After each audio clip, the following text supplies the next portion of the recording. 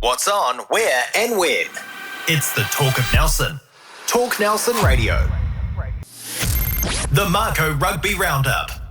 Welcome to the Mako Rugby Roundup, episode 5, where we cover all things rugby in the top of the South. Welcome again to my co-hosts, Leslie Edwards, Sean Davis. Nice to have you here, guys. Yeah, pleasure to be here, my friend. Good stuff. And our very special guest is Scott Mako McKenzie, they call him, coach of Waimea Old Boys. Pleasure to have you here, mate. Yeah, kia ora, and looking forward to having a bit of banter with you boys. Should be good.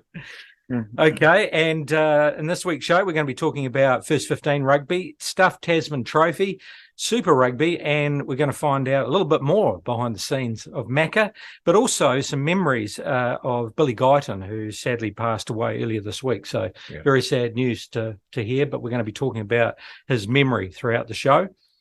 Our venue sponsor, of course, is O'Shedigan's, where we're housed and coming to you from on Bridge Street, and it's time for the Shed Chat. So how's that golf tournament looking? So twice postponed. We got a new gig? It seems fairly consistent Friday rain session for the previous month, because it's not looking too great again. But no, look, we're running a bit short of time with the big event next Saturday anyway. So regardless, we're going to push forward with the event tomorrow. If the course is closed, we're going to have to come up with a plan B, which will be a bit ad lib, but either way, we're gonna push on with the fundraising event. It sounds like indoor mini golf. Yeah, to me, but look, it has to be closed, right? The course has to be closed for us to abandon this game of golf. So where the golf might be an we're going to push on. So it could be with the Ducks. You never know. Absolutely. But so we're out Nelson Course tomorrow for that, and then back to New Street Steakhouse for our. We've actually got the chocolate wheel back out, so we've got some massive prizes, and bringing out the chocolate wheel for a bit of nostalgia, and just running raffles. And our dear co-host Les is going to help me MC the event, so it's going to be a bit. It'll be something to do regardless. Yeah, no, nice. And to raise some well-deserved money for Nelson Tasman Hospice. And, of course, the big event, Saturday 27th. Yeah, coming up really quick. We've got our dress rehearsal this Saturday. And, I don't know if I'll be more confident then than I am now, but it's getting down to the crunch. There's no return short. No, there's no going back now. You've just got to go. You've got to go for it. And one of the well, you call them professionals, I don't know. The dancers during the week told me, honestly, you've just got to pretend it doesn't matter now and just go and put on the show, because 90% of the people won't know you miss a step. So as long as you sell it, you'll be fine. Hey, Mako, is it something you'd ever consider doing, learning how to ballroom dance? No, I was a forward, I'd run it straight. So no good for me, mate. It's interesting because about 90% of the advice has been around posture, and it's not a game of rugby. Stand up straight, put your head up. But it's all right. Yeah, anyone that plays football seems to be stiff as a board, don't they? To try and get them to loosen up. It's all shoulders and knees, so it doesn't really work too well. All right, all the best of luck, mate. First 15 rugby, and we've got Nelson College away. Yes, they're on the road playing Christchurch Boys High School. They had a very good win on their front field last week, so that's 2 wins on the trot. And so, Christchurch Boys High School, tough 3 games. They had St Andrews, they had St Bede's, and now they've got Christchurch Boys High School. If you come out of that 3-0, you're smiling, I would think. And then over the hill, Marlborough Boys College off a win also, hosting St Andrews College at 12 noon on Saturday.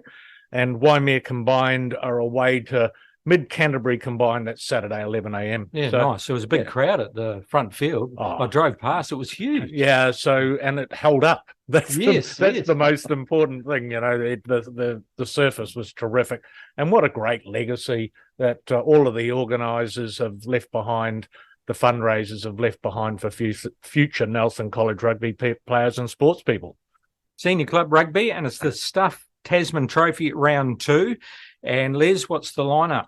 Oh, well, Central are playing Marist, so I can't talk about that. No. We'll let Mako have a go at that. Waimea Old Boys are playing Stoke, Waitoi are playing Kahurangi, and Nelson are playing Moutere. Okay, so Central have got another home game, Lansdowne Park, 3 p.m. Mako. Oh, this one's going to be tough. It's going to be a cracker. two of the top dogs. I'm picking Maris, but it'll be within 7. So. Is that because they're in the room? You're a nice guy. They're going to shout me a beer later. So if we were at Lansdowne Park right now, you'd be picking Central, wouldn't you? Yeah, within 7. Is that fair? Go the next one, Waimea Old Boys versus Stoke, and you can't do this one, Maka, so... I'll have a crack. Yeah. Stoke are in good form. Waimea Old Boys had a terrific win away from home, and that's important, isn't it, for you guys? First win of the season.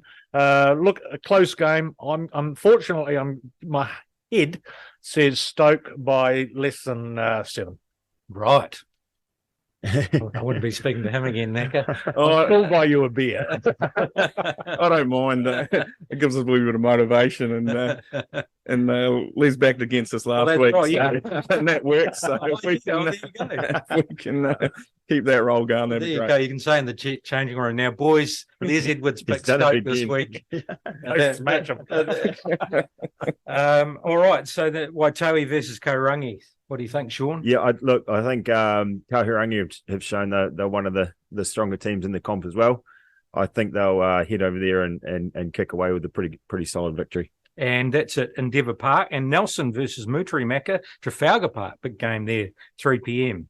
Yeah, I'll be picking Nelson on this one. They're just slowly building into the season. They've got some big boys. They get their tails up. They're a tough team. So. Yeah, right. Good stuff. All right. Senior women round 5, Les. How's that looking? Yeah, so Kahurangi are hosting Waimea Old Boys at Takaka Recreation Park. So the ladies are taking a game over the hill to Takaka, which is fantastic. And Marist are hosting Wairau combined at Tahunanui Field.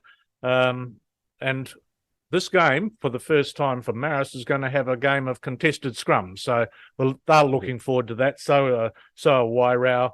That'll be a great game. Tahunanui at 1:15. Okay, so Marist seem to be leading the way, followed by Kaurangi. So yeah, they're both looking pretty strong. Yeah, but on the back of an away win by Marist at Sports Park Motueka last weekend.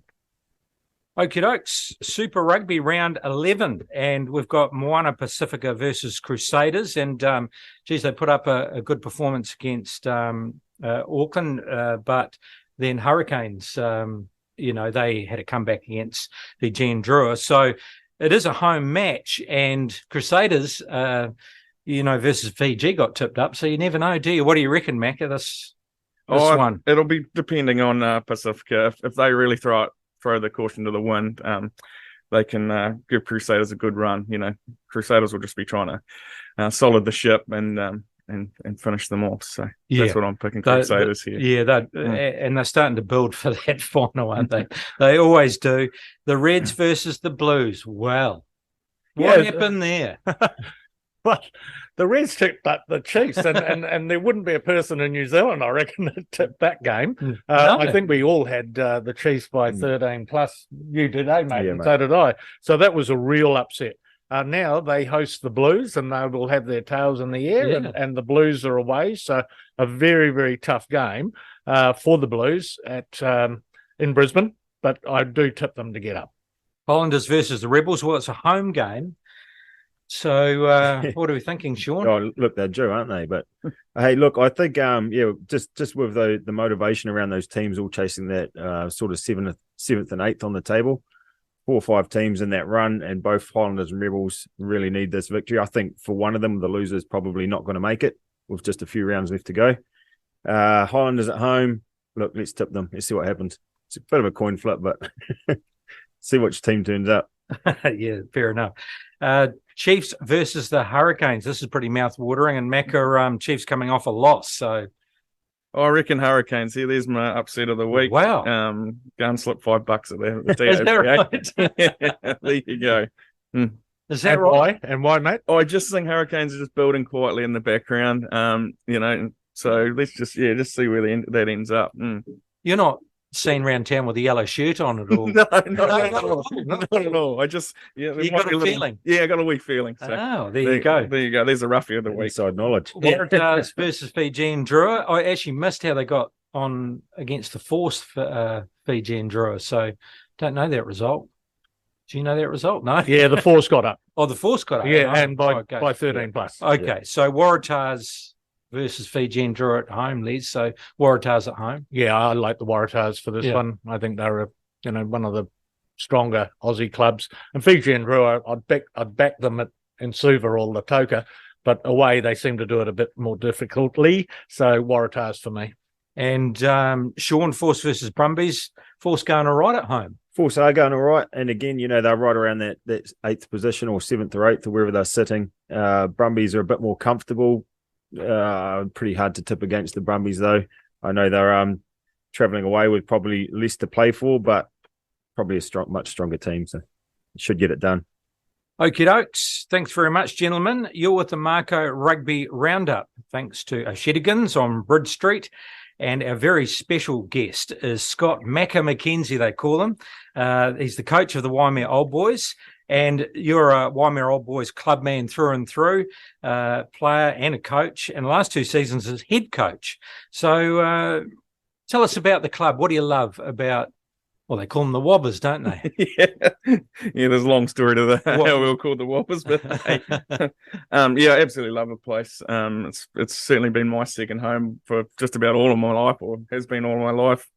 We're a very inclusive sort of family feel about the club. We've got some super hard workers and real passionate supporters. So, yeah, that's certainly my love for the club. And that's pretty much been you most of your rugby time? Yeah, exactly. Yeah, from a little nipper right through to now. I've always seem to have red and white stripes on. So, and your family, have they always been part of the club? Yeah, Dad's been involved. Uncles, granddads. So it's certainly runs pretty deep in the veins. So yeah. Good. So Jubilee Park, very, very well. Yeah, I know every blade of grass. Just about. That's right. Yeah. Okay, well, we can't talk about Waimea Old Boys without talking about Billy Guyton, and a much-loved old boy who sadly passed away early this week, a father, a partner, friend, and a coach to many, gone too soon. So, Mako, I'm going to throw it over to you first, but tell us a little about your time with Billy and your memories. Yeah, hey, great guy, and I'm very sorry for everyone involved in the whānau and that on that. A very super hard worker on and off the pitch. He, as a player and as a coach, he always looked outside the box, and he challenged you. He always challenged you to get the best out of you, and he got the best out of the team when he was playing and when he was coaching. So, a great guy. And you had you both played with him and coached with him as well, is that right? Yeah, did right. Yeah, right. Yeah. Very good memories there. I remember a real funny story. Well, he was a real big pusher for starting training with a bit of enjoyment. Got a vibe going, and one day come in with a tray of eggs. You certainly wouldn't do that nowadays. Eggs are a fortune. But come in with a tray of eggs, and he split us all up into mini teams, and we're all there. And so the idea was you've got to throw this egg. So we got a couple of practices, and even got us coaches and managers involved, and we're chucking these eggs, and it was the furthest you could get it. So that was all good, and we're throwing it, and we were a competitive coaching group and that, and sure enough, we won it. I think we were about 40 or 50 metres out, and we're still catching this egg. It was great. Come back, training went on, great training, come back and have a wee beer, and I thought that was a great game, mate. It was a good little boost up for the boys, and he said, don't worry, we're always going to win that. Our eggs were hard, boy. That's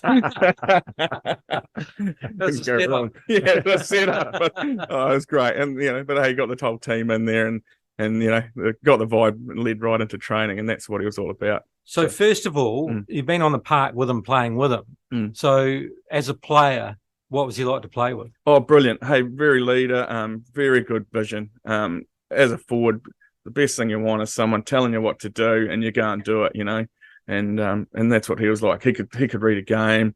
He was very strong in his voice and in his direction. And and the idea was to get him a good ball, and that was our plan. So yeah, right. So always on it, yeah. Yeah, exactly. Yeah. And a lot of people probably didn't know back 2013 when Banksy was around.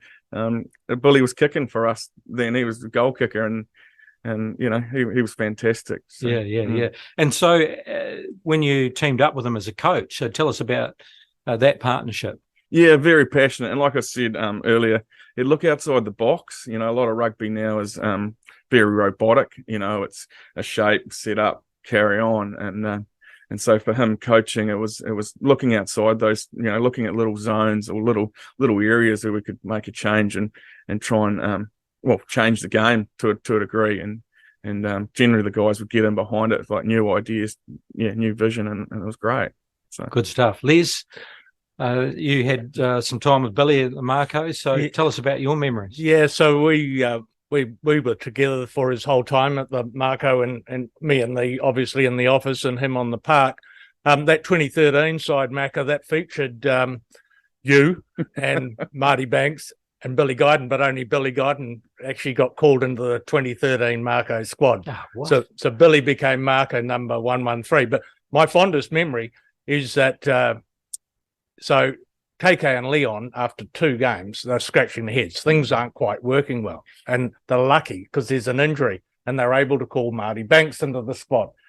But they're having some troubles around the halfback area. And I walked into the Turf Hotel bar restaurant after an away aftermatch, and KK and Leon are over a table talking intensely with Billy, and I'm going, oh, gee, Billy must be getting reamed out here. I wonder what he did wrong. And it wasn't that at all.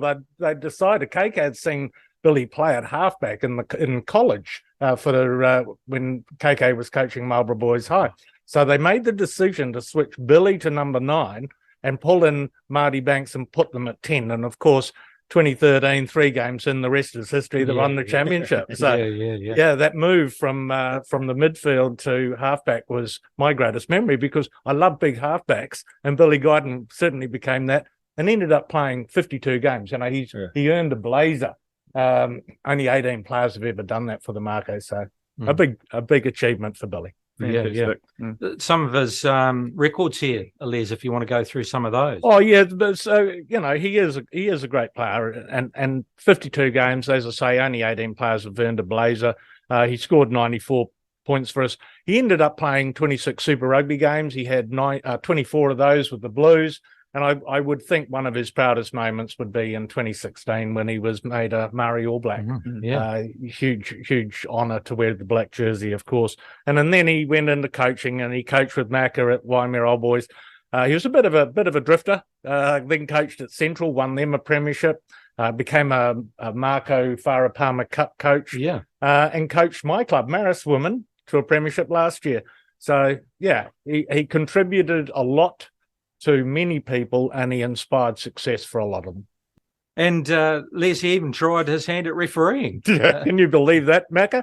Oh, mate, the feedback I got when he was reffing was he was fantastic. An ex-player, he knew the game, he was fit, he was strong-voiced, and he'd make his call. And the feedback I got from the players that played when he was reffing was fantastic, and what a way to give back to the game that you've played to go out and ref, So, well, we always talk about how good would it be if past players did take up the whistle. There'd be such a good game of footy to watch, wouldn't there, Sean? Yeah, a lot easier to control, you'd think, wouldn't it? So, Sean, you knew the man, and what are your memories? Yeah, my biggest memory of Billy was outside of rugby, and it was back a few years ago when my wife and I were setting up very first go at getting into hospitality, and we built a small bar from scratch out in Tahuna there. And early days, we were doing 99% of the work ourselves, so it was late nights and early mornings and a lot of manual labour. And Billy was living out at Tahuna Ways, and he would wander past every now and then, and we'd just say good day and quick chat about what we were doing. And it only happened about 2 or 3 times, and then almost religiously he started turning up with tools and hammers and just whatever, just to help, and there was no financial upside for him. It was just a sacrifice of time. You could see we were just working hard to get something going. And it's just the kind of man he was. He'd just turn up, randomly and have a van full of tools looking to help, just looking to do anything. So, we spent quite a bit of time with him through that process, and got to enjoy a few beers with the finished product once we got the thing open as well. So Yeah, he will be missed by many for sure. Yeah, and I have to say, my memories, obviously, as a person watching the Mako, was a great player, and just thinking, well, he's a local player that came through the ranks and came good, but then went on to wear the Crusader jersey and the Blues jersey, and as you say, Māori All Blacks. So, geez, that's a pretty good career, isn't it? Coming from Jubilee Park and Wobbers, yeah. Oh, yeah, bang on. From grassroots to the level he's got, or got to, was just a credit to the hard work he put in, and that's what it was. It was hard work, and he done it. And people loved him as their coach, especially in the women's game. Reading a lot of the comments that were made when it was announced, just what they got from him to play better, and the fact that he made that time to coach women's rugby just says a lot, doesn't it? To put his time into growing that game. Mako, going back to just a couple of questions around your situation, what attracted you to coaching in the first place? Well, I guess it was in my DNA. As a young fella, I think every Saturday was tied up with Dad going to rugby, and I used to be that little fella that would, the coach's son there tucked in the corner, and he'd be giving the speeches and all that sort of stuff. And unfortunately, he probably got me in trouble a few times at school because the report card always said I was a prolific swearer and then go to do our writing and that at school. With every Monday, the writing would be about a game of rugby, whether it was Nelson Bays or Waimea Old Boys. It was a story on the game. And so that installed in my DNA. Obviously played at the club, and then then I wanted to give back, and I enjoy seeing players grow, and like we're saying, they grow from grassroots and get as far as they possibly can. So as for mentors, Dad was obviously played a big part in that, and then to follow that up, Dion and Mark Milne were fantastic. I was lucky enough to play with them both. I was also coached with them both, and they've certainly put me in good stead. And they're always a phone call away, or giving me a phone call with a wee bit of advice. And and that's greatly appreciated. So, wrap with that. Yeah, I don't think you could have a better group of coaches to learn off than Dion Mitten and Mark Milne. They were around and coached Waimea for a long time. So, good people to learn under. What's the group you've got working with you now?